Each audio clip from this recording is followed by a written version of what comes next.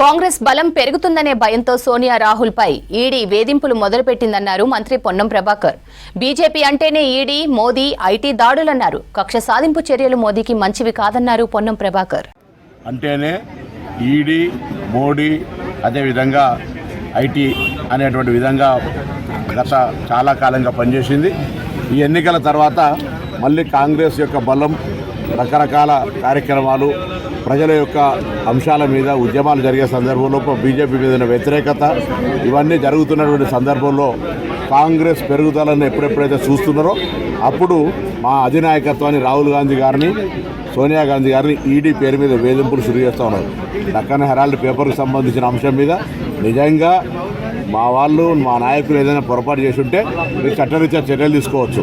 కానీ ఒక వేధింపుల కొరకు మాత్రమే ఉపయోగించుకొని హరాస్మెంట్ ఓరియంటేషన్లో ఈ ప్రభుత్వ విధానం నడుస్తోంది.